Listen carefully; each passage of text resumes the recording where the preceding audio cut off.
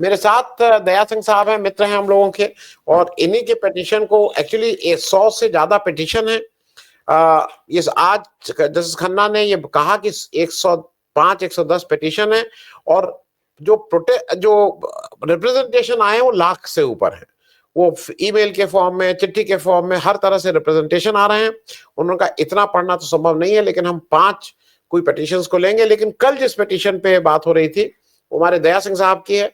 दया सिंह साहब को हरदम मैं इस बात के लिए याद रखूंगा कि ये देश याद रखेगा कि इनके सारे अच्छे काम और बुरे काम एक तरफ, और इनका एक काम ऐसा है, जब इन्होंने गुड़गांव की उस सरकार, खट्टर सरकार ने जब ये कहा था कि जुमे की नमाज के लिए हम जो जहां पे ऑलरेडी कई सालों से नमाज पढ़ रहे थे कि अब वो नमाज आप सड़क पे नहीं पढ़ सकते हैं जुमे के रोज, तब इन्होंने गुरुद्वारे का दरवाजा खोलने का काम किया था। जैसे इन्होंने कहा था आ जाओ हमारे गुरुद्वारे में पढ़ लो, क्योंकि ये तो इबादत की जगह है, तुम अपनी इबादत करो, हम अपनी इबादत करेंगे। तो मैं दया सिंह साहब, आप भी इसमें एक पिटिशनर हैं, बहुत संक्षेप में उम्मीद जगी है इस देश में फिर से एक बार, और ये क्या 240 का कमाल है, क्योंकि 400 हो गया होता तो शायद ये उम्मीद नाउम्मीद ही रहती। दया सिंह साहब। मुझे आनंद जी, एक आज मैं कोर्ट रूम में ही था, और मैं आज जो मेरे एडवोकेट हैं वो राजीव धवन है। मुझे खुशी ये हुई कि राजीव धवन मुझे रिप्रेजेंट कर रहे थे। मुझे ये भी खुशी हुई कि मुझे लगता है कि वो जो 5 पिटीशन वो लेना चाह रहे थे, ये इम्पोर्टेंट है, आप उसको भी ले लें। तो मुझे लगा कि उन्होंने मेंशन भी किया, और उससे ये लगा कि ये होने वाली है, तो वो मुझे खुशी हुई कि उस समय उस बात को टेकअप कर लिया गया। और अब तो जो टाइम दिया है, पर एक बात मुझे खुशी है कि सुप्रीम कोर्ट ने पहले बार ये दर्द को समझा लोगों के कि ये रास्ता गलत है, और उसके ऊपर जो स्टे भी उन्होंने दी है, चाहे वो पूरी स्टे ना भी हो, पर वो उसमें सब कुछ ही कर दिया ताकि वो अब 10 दिन के लिए या अगली तारीख तक कुछ कर नहीं सकेंगे, और 5 तारीख को जब 5 और 12 के बीच में जो लास्ट वीक होगा, जो भी उसमें होगा। मेरा ये कहना था, और जो मैंने ये कहा भी और मैंने कल भी कहा, कि मेरा ये केवल कहना, और 12 अखबार पर बाकी चैनल वालों ने मेरे से पूछा, तो मेरा ये कहना था कि ये जो हालात आप पैदा कर रहे हैं, ये हमने पिछले 50 साल से टारगेट करने से कोई लाभ नहीं होगा।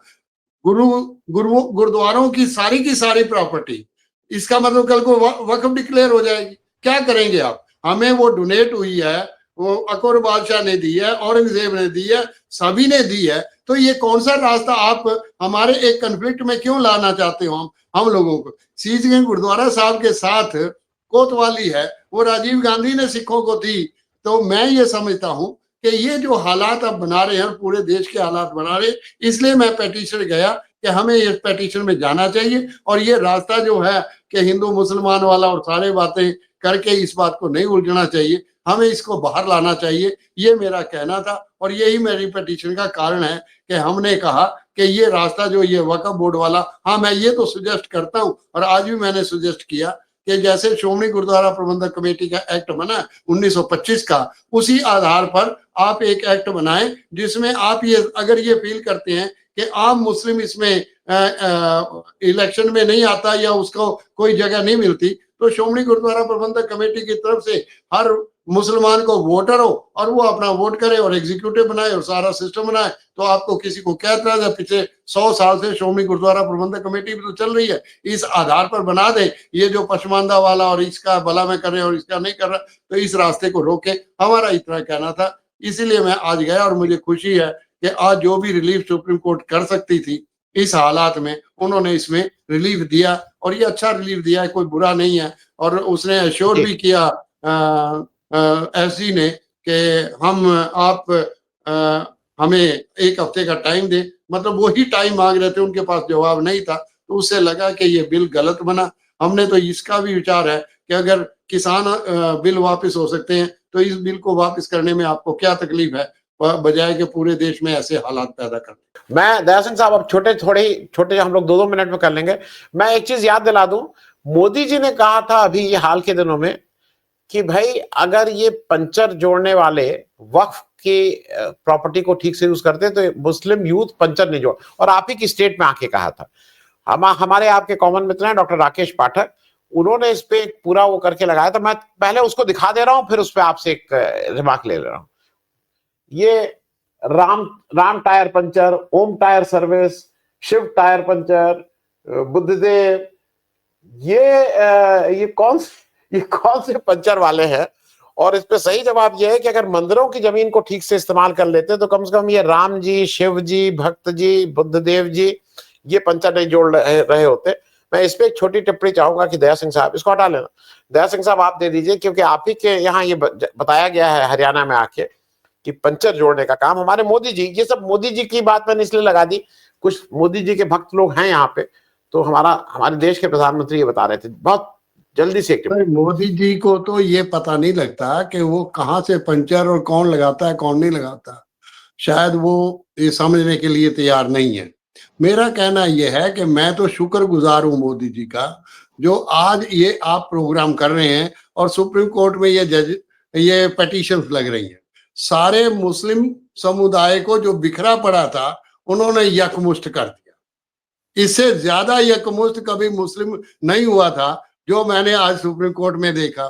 दूसरी बात यह है कि मेरे जैसा आदमी भी ये सोचने पर मजबूर हो गया कि किस रास्ते पर ये देश चलेगा। तीसरी बात यह है कि अभी किसी सज्जन ने कहा और मैंने आज वहां भी कहा कि बजाय के पार्टियों को मुस्लिम की तरफ से पिटीशन लगवाने की बजाय पार्टियों को चाहिए था कि किसी हिंदू जो उनके पॉलिटिशियंस में हैं उनकी तरफ से लगाते तो एक ताकत और बनती कि शायद ये लोग, वो कहते हैं कि शायद ये मुस्लिमों का है। मैंने ये इस भ्रम को हटाया कि ये मुस्लिम काज नहीं है, ये देश का काज है और देश के लिए। और मोदी जी ने हिंदुओं को तो क्या होगा क्या नहीं होगा, पर उसने मुस्लिम को ऑर्गेनाइज किया है। ये नए किस्म के हालात उसने पैदा किए देश में। और बाकी मैं बात कर दूं, सवाल इस बात का है नहीं। मेरा सवाल सीधा है, आप बाबर से लेकर औरंगजेब तक और गुरु नानक से लेकर गुरु गोविंद सिंह तक ये समकालीन है। आप कह रहे हैं कि उसका इतिहास हटा दो तो सिखों का इतिहास तो वैसे ही खत्म हो गया, फिर सिख इतिहास कहाँ रहा? इसलिए भी मैं इस पहल में आया कि ये क्या हालात पैदा होंगे। तीसरी बात मैं और कर दूं कि मैंने पहले भी कहा कि जब डॉक्टर अंबेडकर ने ये कहा कि हिंदू इंक्लूड, डिफाइन करते हो, धारा 25 पढ़ो, क्या कमाल की धारा, हिंदू इंक्लूड्स बौद्ध, जैन और सिख। इसका मतलब हिंदू कौन है? बौद्ध, जैन और सिख तीनों ही इस बात को नहीं मानते कि वो हिंदू हैं, तो फिर हिंदू कौन हुए?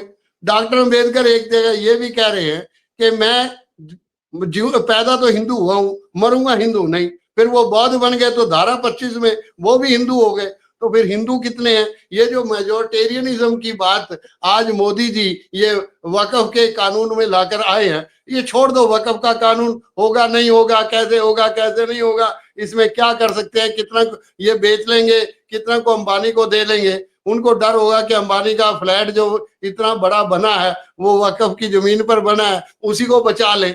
तो ये सारे धंधे तो राजनीति में जिस ढंग से आरएसएस का दिमाग है उतना ही चलता है। तो मेरा ये कहना है सिंपल सा कि मोदी जी आपका बहुत बहुत शुक्रिया, आपने इस देश को जगा दिया और मुस्लिम भी जाग गए और हिंदू भी जाग गए।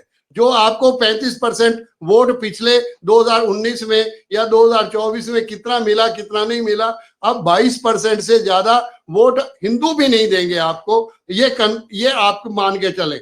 आनंद जी मेरी बात को माने ना माने, मैंने उस समय भी कहा था कि दिल्ली में ये 7 सीट कांग्रेस हारेगी और पंजाब में 7 सीट जीत कर आएगी। अब आनंद जी कहते हैं कि दया सिंह के साथ में सहमत हूं या ना हूं, वो बात अलग है। सहमति असहमति तो अपनी है। मैं आज भी कह रहा हूं कि जो हालात मैंने देखे हैं और जो मैं आज सुप्रीम कोर्ट में गया हूं और जिस ढंग से मैं देखा हूं, मैं समझता हूं कि आज मुझे तो एक मौका मिला और अचानक मौका मिल गया।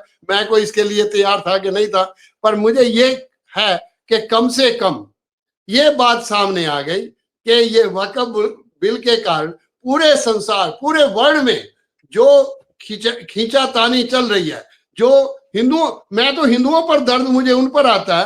अरे भैया तुम ही कुछ बोलो, इस समय तुम्हारा सारा बदनाम पूरे वर्ल्ड में, तुम बदनाम हो रहे हो। ना तो सिख बदनाम हो रहा ना मुस्लिम, वो तो विक्टिम हो गए।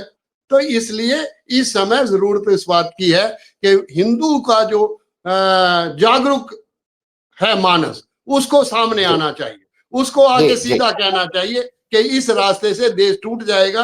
अगर नेहरू और गांधी सिख और मुस्लिम को ये कह रहे थे कि आप भारत आओ, आपके हक और हकूक बराबर के रखे जाएंगे। नतीजा आज 75 साल में आपने ये पेश कर दिया, इस वक्फ बिल को लाकर कि आपने पेश कर दिया कि यहाँ मुसलमानों के हक और हकूक बराबर के नहीं है। 75 साल का इस कॉन्स्टिट्यूशन का लबो लबाब ये पेश कर दिया आपने। ये क्या पेश करना चाहते हो? तो इसका मतलब ये है कि बस मैं खत्म करने लगा हूं। इसका मतलब ये है कि सरदार हुकम सिंह और भूपिंदर सिंह मान जो 26/11/1949 को वॉकआउट कर गए थे, और इस बात पर वॉकआउट कर गए थे कि ये कॉन्स्टिट्यूशन सिख और मुस्लिम को, खास तौर पर माइनॉरिटी को प्रोटेक्ट नहीं कर सकेगा। मैं समझता हूं कि ये सिद्ध कर दिया मोदी जी ने कि ये कॉन्स्टिट्यूशन के आधार पर ही ये प्रोटेक्ट नहीं कर सकता। अब कॉन्स्टिट्यूशन को समझने वालों को देखना है कि वो कॉन्स्टिट्यूशन को कहां तक लेके जाते हैं। इन्होंने अपना काम कर लिया। मेरा ये कहना है कि इस समय जरूरत है हम सबको एक होने की, तब ये रास्ता खुलेगा। आज तो हमने देख लिया कि संजीव खन्ना जी ने जो कहा, मैं समझता हूं, मैं शुक्रगुजार हूं कम से कम सुप्रीम कोर्ट ने कहीं ना कहीं इस बात को ले लिया। और जो तुषार का हालात है तुषार मेहता के, वो देखने वाले थे। मैं समझा ना तो उनके पास कोई जवाब था ना कुछ। फिर भी जो बनेगा तो देखेंगे। जो बाबरी मस्जिद वाली गलती मुस्लिम समाज ने की, मुस्लिम समाज को जब वो कह रहे थे कि 1949 पर मूर्तियां गलत रखी गई, दया सिंह जी कंक्लूड करिए और लोगों को बोलना है। मेरा सिर्फ कहना है कि दया सिंह साहब, एक दिन आपसे एक और वार्ता करनी है। आपके एक बड़े अभिन्न दोस्त नहीं बोलूंगा, उनको आप हरदम याद करते रहते हैं सोते जागते। अरविंद केजरीवाल जी गायब है न, वो इस पे है न कहीं है। तो किसी दिन अरविंद केजरीवाल जी हाजिर हो, या अरविंद केजरीवाल लापता के ऊपर भी हम लोग एक कुछ बात जरूर करेंगे, लेकिन आज नहीं। शुक्रिया।